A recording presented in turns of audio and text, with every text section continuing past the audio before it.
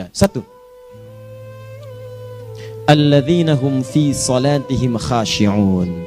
Syarat pertama, kalau ingin mendapatkan surga Firdaus tadi dan kebahagiaannya diturunkan ke bumi, dibawa sampai mati, masuk ke alam kubur lebih bahagia lagi, maka amalan pertama untuk melatih menguatkan iman itu, coba berlatih untuk menunaikan sholat dengan khusyuk. Kalau Anda kerjakan benar sholat ini, maka apa yang Anda dapatkan? Teman-teman ingat betul, saya mau tanya sebentar. Keabadian yang abadi disebut dengan sa'id. Kalau kita ingin turunkan ke dunia percikannya kita dapatkan, usahanya disebut dengan apa? Masih ingat? Aflah itu kalau didapatkan, kata dasarnya apa tadi? Falahun. Lihat baik-baik. Kata Allah dalam Al-Quran tadi, kalau ingin mendapatkan falahun, amalan pertama sholat. Makanya ketika dipanggil sholat, kalimat falah dilekatkan pada panggilan sholat. 5 kali diingatkan. Begitu muadzin kemudian azan memanggil Anda, hayya 'alas shalah. Anda bertanya, ya Allah kenapa kami mesti sholat? Dijawab, hayya 'alal falah. Yuk, pagi ayo. Yang sejati datang sini. Belum dapat sujud, belum dapat ruku, saya berikan. Makanya ketika orang sholatnya benar, dia akan mendapatkan 5 keutamaan. Saat di dunia nih, belum ke akhirat, 5 keutamaan yang tidak diberikan pada orang yang tidak sholat. Atau orang sholat tapi sholatnya nggak khusyuk. Sebab syarat mendapatkannya khusyuk. Alladzina hum fi sholatihim khasyi'un. Bukan alladzina hum fi sholatihim saja, tapi ada kalimat khasyi'un. Artinya yang tidak khusyuk saja nggak akan dapat, apalagi yang nggak sholat. Apa yang 5 ini? Lihat baik-baik. 1, orang yang sholatnya benar, pertama kali sebelum mendapatkan kebahagiaan hakiki dari Allah Subhanahu wa Ta'ala, akan dirubah dulu perilaku hidupnya menjadi perilaku yang lebih baik. Kalau orang itu sholatnya benar, maka sholat itu akan melatih dia untuk berubah, bertransformasi jadi orang baik. Itu ada di Quran surah ke-29 ayat ke-45. Innas sholata tanha anil fahsya'i wal munkar. Sumber keburukan cuma 2, kalau bukan fahsya itu munkar. Maaf, pornografi, porno aksi, LGBT, kata-kata jorok, kotor itu fahsya. Di orang sholat kata Allah mustahil berkata-kata kotor.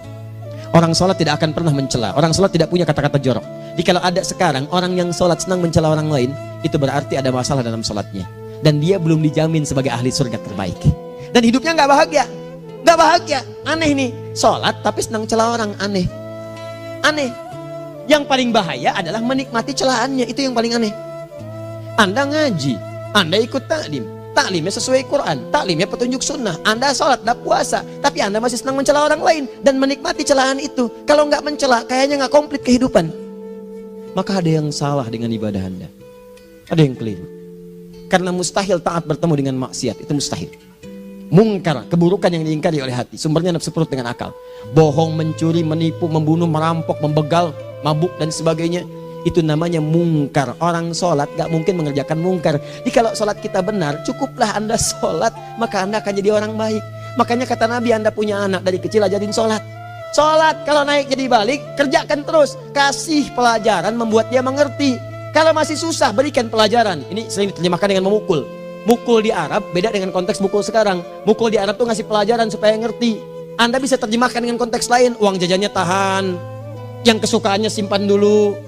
Bisa dengan konteks kekinian, tapi poinnya, kenapa anak Anda dari kecil ajarin sholat, sampai kenalkan dengan masjid, ajari 3 tahun bawa ke masjid, kenalkan dengan masjid, gak ada masalah lari-lari itu sebelum waktu sholat. Kenalkan dulu. Dulu orang-orang tuh begitu, sebelum waktunya dikenalkan, jalan, begitu lari, biarin dulu.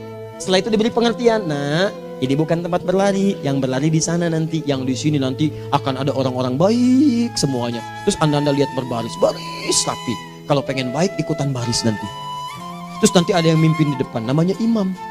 Imam itu siapa ya? Tetangga kita bukan yang Pak Imam, bukan. Bukan. Kalau tetangga kita namanya Imam S. Arifin. Kalau yang ini imam sholat namanya. Imam sholat itu nanti akan pimpin menyembah Allah. Allah siapa ya? Allah itulah yang memberikan ayah rizki. Allah itu yang memberikan ayah rizki sehingga bisa beli tobot buat kakak, beli robokar poli, ini yang poli, ini yang embers, ini yang heli, ini dulu kakak semuanya tuh yang kasih Allah. Nanti kalau kakak bagus bisa ikut rapi di sini, Allah akan senang, akan ditambah lagi oleh Allah. Oh begitu ya, datang begitu caranya. Ini bukannya waktu sholat belum dikenalin tadi bawanya main-main di masjid. Bahkan ada yang agak repot lagi, di rumahnya susah diatur, dibilang, kamu ini susah diatur, main sana ke masjid, disuruh main, ya main di masjid. Yang salah bukan anaknya, orang tuanya. Apa rahasianya anak itu disuruh ke masjid, suruh sholat? Rahasianya, begitu anak itu sholat dengan baik, maka dia akan tumbuh jadi anak baik di kemudian hari. Itu maksudnya. Nah, sekarang saya agak bingung ini, pendidikan TK sekarang salah sih? Enggak, cuma saya agak bingung mikirnya. Ini anak belum diajarin sholat, udah diajarin manasik. Itu bagaimana cara berpikirnya Ferguson? Agak repot saya mikirnya tuh. Ya, walaupun salah sih enggak, cuma saya bingung gitu. Kenapa nggak dikerjakan tahap yang pertama dulu? Tangga itu kan berurutan. Nggak bisa Anda lompat langsung ke 5. Kan 1, 2 belum terlewati. Jelas ya? Ah, ini gambarannya. Sholat nih. 1 pasti baik. Jadi kalau sekarang sholat, lisan belum baik, mata belum baik, sampai ke kaki, berarti ada yang salah sholatnya tuh. Ada yang nggak tepat. Tangan sembarangan, snack orang ngambil. Awas. Tuh sendal orang, mau wudhu nggak ada sendal, pakai sendal orang. Udah bilang belum? Kehujanan pakai payung orang. Udah bilang belum? Ya kan gampang Ustaz. Ini kan juga mungkin diikhlaskan karena Allah. Ya ikhlas, cuman pakainya belum minjam. Bagaimana kalau sedang pegang payung itu keluar, Anda meninggal? Nah, coba mikirin ke situ. Coba ke kantor. Kalau didorong proyek yang nggak jelas, minta tanda tangan, pikirin dulu bagaimana kalau meninggal. Kemarin saya sama teman-teman artis saya katakan begini, Anda ya, kalau Anda mengaji dengan saya, jangan pernah menerima peran maksiat. Walaupun itu sekedar adegan, tapi itu maksiat. Kalau bayangkan ketika Anda memerankan itu, Anda diwafatkan oleh Allah Subhanahu Wa Taala. Maka demi Allah saya katakan tidak ada faedahnya Anda ngaji sekarang, ngaji besok. Ketika Anda menerima peran itu, Anda wafat dalam keadaan bermaksiat di hadapan Allah Subhanahu Wa Taala. Maka saya pun katakan pada Anda, ayo belajar yang betul. Pahami, bangun sholat, belajar, dalami seperti orang tua kita dulu. Tinggalkan nyontek, budaya yang gak jelas. Rasakan ketika nyontek Anda wafat. Apa yang Anda dapatkan? Di Libya itu, kalau nyontek, di Libya ya, saya pernah sekolah di Libya nih. Itu kalau nyontek, dibiarin aja dulu. Dan rekornya 100% ketahuan. Begitu sudah selesai, cuma jeda 2 jam, langsung ada panggilan. Si Fulan silahkan datang ke kantor. Apa yang disediakan di kantor sudah siap. Anda diberi waktu 2 jam dari sekarang, siapkan beres-beres koper Anda. Di sini sudah tertulis Anda akan pulang. Tiketnya sudah lengkap, dikawal 2 orang. Dituliskan di situ anak ini nyontek gak boleh kembali ke sini. Libya. Gak ada zero tolerance bagi yang seperti itu, keluar. Kami gak terima di sini. Harusnya begitu. Gak ada faedahnya. Yang kita butuhkan amalan dari ilmu, bukan nilai-nilai itu sementara. Gak ada. Sudah. Nah ini akhirnya begini kualitasnya nih. Tertulis di ijazahnya bagus, cum laude, IPK-nya 4, tapi nggak ada aplikasinya. Yang pintar banyak, kita butuh yang baik, pintar yang baik. Sekarang yang pintar banyak, kepintarannya dipakai untuk nipu orang. Itu yang bahaya. Ahli hukum banyak yang dihukum. Ahli ekonomi tidak bisa mengangkat perekonomian. Apa yang salah? Apa yang salah? Ini yang jadi persoalan. Tapi dasar manusia begitu di sidang mulai pakai peci, pakai baju koko, pakai tasbih, ada yang pakai kerudung. Luar biasa. Nih 2. Orang kalau sholatnya benar, Allah akan berikan ketenangan dalam jiwanya. Tenang hatinya. Jangankan musibah kecil, musibah paling besar pun tenang aja dia. Tenang, dia paham rumusnya. Allahu Akbar. Turun Quran surah ke-13 ayat ke-28. Ala bidzikrillahi tatmainnul. Yakinkan pada dirimu, zikir kepada Allah membuat hati tenang. Di antara turunan zikir amalannya adalah sholat. Dari mana taunya? Quran surah ke-20 ayat ke-14. Innani anallahu la ilaha illa ana fa'budni wa aqimis salata lidzikri. Saya Allah, kata Allah ke Nabi Musa. Tidak ada Tuhan selain saya, sembah saya. Bagaimana menyembahmu ya Allah? Tunaikan salat sebagai zikir kepada saya. Zikir. Nah, maka kalau Anda sedang tidak tenang, ayo ke masjid. Banyak zikir itu, baca Quran zikir. Quran surah 15 ayat 9. Inna nahnu nazzalna dzikra. Kami turunkan Al-Quran sebagai zikir. Jadi kalau Anda sedang baca Al-Quran, Anda sedang berzikir. Ibu kalau sedang gak tenang, Bu, gelisah, gak enak, gak usah mengeluh, apalagi bikin status gak karuan. Ibu wudhu, ambil mushaf baca. Begitu sedang baca ada ketenangan dalam jiwa. Berdoa, zikir. Kalau sedang gak tenang, besok ada proyek, doa dulu. Doa itu memberikan ketenangan. Makanya doa disebut dengan zikir. Quran surah ke-7 ayat 205. Wadhkur rabbaka fi nafsika tadarruan wa khifatan wa dunal jahri minal qaul. Ayo berzikir, minta kepada Allah dengan segenap jiwamu, mohon dengan penuh ketawaduan. nanti ketenangan diberikan. Menghafal Quran, baca itu zikir. Quran surah ke-54 ayat 17, 22, 32, 40. Walaqad yassarnal Qur'ana lidzikri fahal min muddakir. Menyebut nama Allah, Asmaul Husna itu zikir. Sedang ada persoalan, ya Allah, ya Allah, ya Allah, ya Rahman, ya Rahim, ya Malik, ya Qudus, ya Allah, ya Allah, ya Allah, ya Allah. Zikir. Dalilnya Quran surah kedua ayat 152. Fadhkuruni adzkurkum. Sebut namaku, zikir. Apapun akan mengingatmu. Gimana menyebutnya? Ditafsir di Quran surah 17. Ayat keberapa? 110. Qulid Allah awid Rahman ayyamma tad'u falahul asmaul husna. Sebut nama Allah. Itu menentamkan pada jiwa. Sedangkan sholat gabungan dari semua zikir tadi. Bukankah dalam sholat Anda baca Al-Quran? Bukankah dalam sholat Anda menghafal Al-Quran? Bukankah dalam sholat Anda berdoa? Bukankah dalam sholat Anda istighfar? Anda mohon digabungkan semua itu. Amalan sholat menggabungkan semua jenis zikir. Masa Anda nggak tenang juga? Makanya sholat, jangankan sholat ya, tempat sholat itu yang menenangkan. Tempat sholat, tempat paling tenang di muka bumi. Kalau nggak percaya silahkan ya, Anda sebelum masuk ke Istiqomah ini, begitu Anda masuk kan perasaannya beda kan, lain. Silahkan cek, kalau cari ketenangan datang ke masjid, masuk wudhu, masuk sholat 2 rakaat tenang, dekat kipas angin, saking tenangnya plek ngantuk tidur, beneran enak. Makanya saat Ramadan kalau orang pengen cari ketenangan, lihat di perusahaan-perusahaan penuh tuh musola pada tidur ya, mengamalkan hadis palsu. Ya, dia musoim ibadah, tidurnya orang puasa ibadah, hadis palsu. Nah, itu teman-teman, itu gambarannya. tiga orang yang salatnya khusyuk benar, itu dijamin langsung oleh Allah Subhanahu Wa Taala akan dimudahkan semua urusan hidupnya, termasuk rezekinya. Ini yang saya katakan. Jadi saya katakan tadi, di akhirat ini, di surga, rezeki tinggal ngambil. Anda kalau benar sholatnya, itu langsung dijanjikan oleh Allah. Rezeki itu nggak perlu Anda banyak pikirkan. Ikhtiar sedikit, datang. Bahkan dari sisi yang tidak Anda duga. Apa dalilnya? Quran surah ke-65 ayat 2 dan 3. Ditafsir di Al-Baqarah ayat 2 dan 3. Wa may yattaqillaha yaj'al lahu makhraja. Ada orang yang meningkatkan takwanya kepada Allah, kami mudahkan urusan hidupnya. Setiap persoalannya diberikan jalan keluar, mudah. Solusi. Setiap ada problematika, ada solusi. Wa yarzuqhu min haitsu la yahtasib. Dan kalau dia ingin mendapatkan rezeki, bahkan kami kirimkan dari sisi yang tidak dia duga. Orang lain capek ini datang lagi, tawaran proyek datang lagi. Utsman tuh Masya Allah kayanya banyak, tapi yang paling dirindukan bukan saat mendapatkan peningkatan omsetnya, yaitu saat dia mendapatkan waktu khusus dengan Allah untuk sholat malam hari, sampai-sampainya sempat sholat tahajud sampai khatam Al-Quran. Abdurrahman bin Auf demikian, Tamim Ad-Dari demikian, sholat karena tahu sholat itu meningkatkan rizki. Karena tahu kuncinya ada di situ, Allah yang punya rizki, disebut dengan Razak, pemilik rizki. Maka saya harus punya hubungan dekat dengan Allah. Kalau sudah punya hubungan dekat, mau apa aja gampang. Belum minta, udah diperhatikan. Silahkan cek, Anda punya hubungan baik dengan bos Anda di kantor. Ya, sebelum Anda minta, beliau udah pikirin tuh, telepon bendahara. Dia udah ngambil belum gajinya? Belum Pak, tambahkan bonus sekian.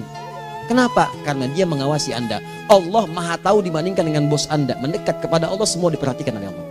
Siapa orang takwa itu? Kalimat takwa pertama di Al-Quran Al-Baqarah ayat 2, amalannya ayat 3. Dzalikal kitabu la raiba fihi hudal lil. Siapa mutakin itu? Ayat 3-nya. Alladzina yu'minuna bil ghaib wa yuqimunas shalah.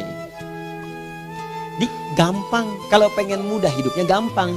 Biaya nggak mahal, tenaga nggak banyak, tingkatkan takwa nih. Jadi kalau hidup Anda masih susah, di kantor champion, di rumah tangga bermasalah terus, atau sebaliknya, maka boleh jadi kalau gelar Anda tinggi, harta Anda banyak, tapi selalu punya masalah, bukan Anda kurang hebat, bukan Anda kurang kedudukan, bukan Anda kurang kaya, Anda kurang takwa.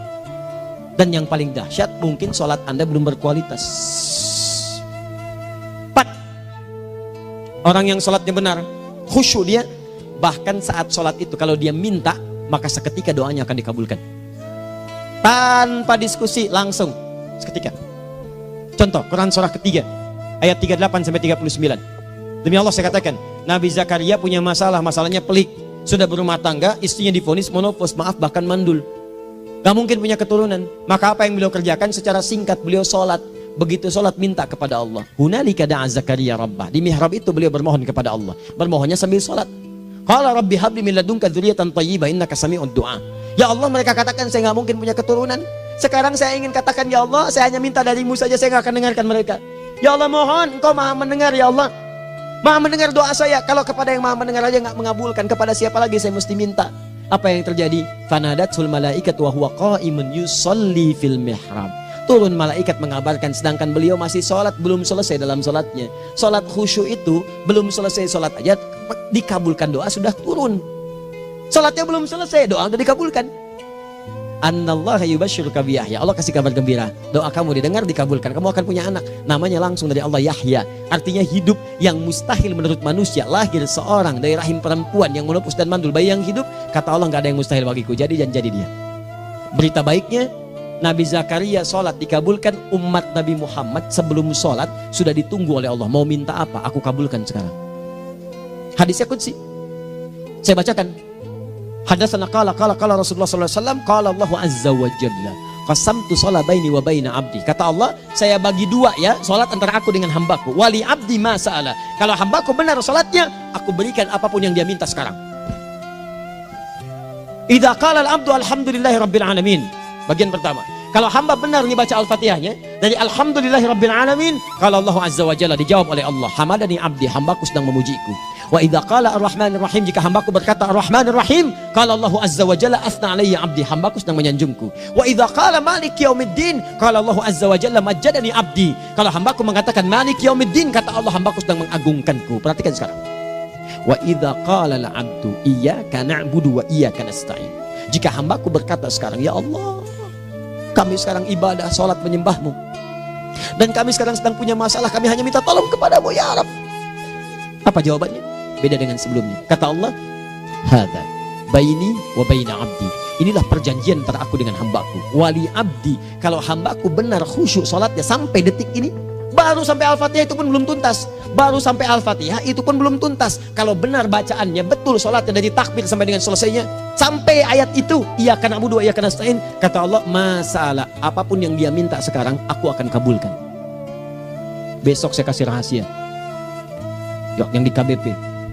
Ada awal pembuka di awal sebelum Al-Fatihah yang kalau Anda benar bacanya, itu pengantar kepada pengabulan doa di Al-Fatihah. Apa itu? Besok.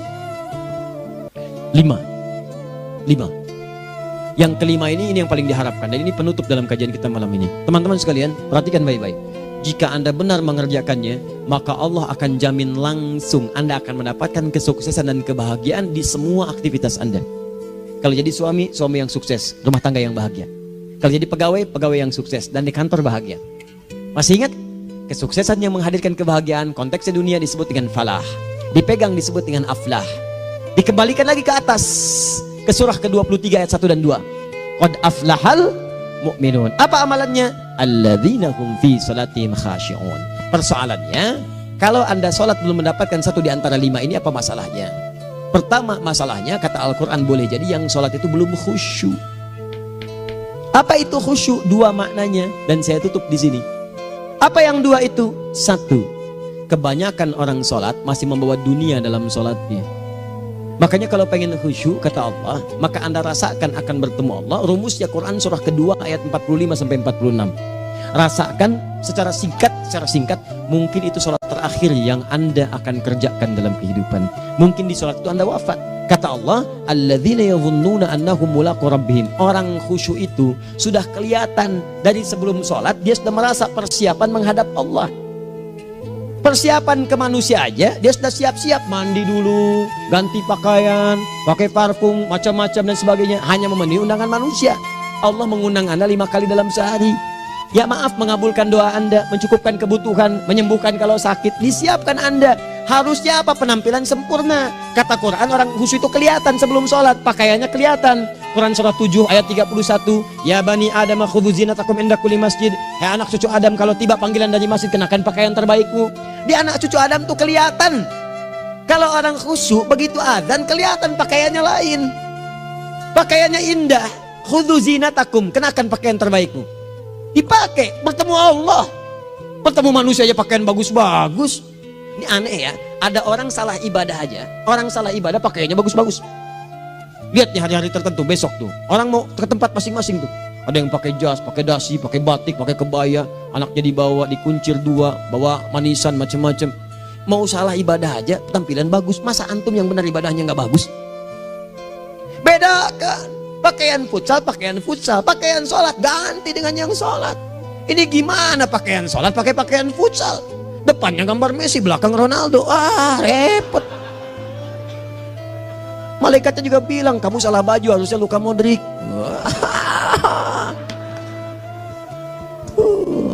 Hafal saya. Nah, yang mau tanya apa? Mourinho dipecat saya tahu. Lagi nganggur sekarang, ditawarin Benfica dia nggak terima. Sekarang jadi dia komentator di BeIN Sport. Nanti sebentar lagi dia akan komentar di laga Saudi dengan Qatar dan komentar laga Arsenal dengan Ipswich.